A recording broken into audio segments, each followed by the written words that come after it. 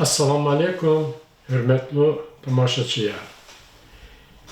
İnhet biatin virdlani güzel vakti, zulum, kızıldi zuluda vakta loknavati biatti, için veri göçek bile meydan zakurdu.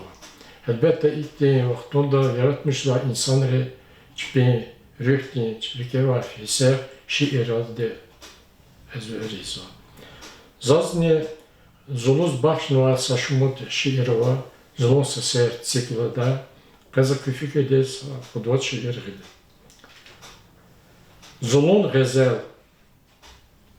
zulun peşer, hanaleşer, lamutçilel avak sava, naluhudi aborlay, zalantir uht alak sava, цавай физвай, дурнайрин цир, гацфейк акак sava, Çizva abruz yad ülkede çimiya sav Allah'nava.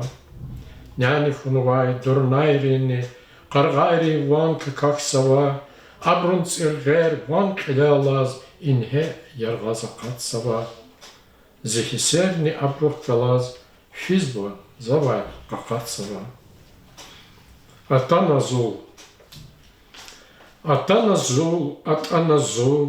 Niker padna tumariz. Nazik kalar, mergigalar, kaşkanı savariz, atanızul, gaz biçin tul, kızıldin zar çukurna, kpihana derenit ul, zulum paydah alkurna. Atanızul, devletrin dul, ilham gana şairdiz, atanızul, nurar gazbul, rangaryana şiirdiz. Kızıldin zul.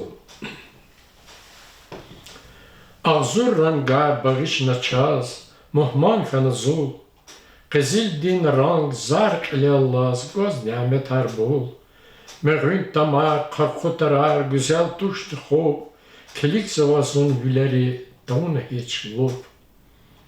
Qaf dağlarni, koca yarkiz, kavalar galay, Aqvaznava takabur dir, qil qalat savay, Qibli pataq fiz vayargı, durnarin tsirgel, Çipik kalaz tuz vazi sekinsiz bile.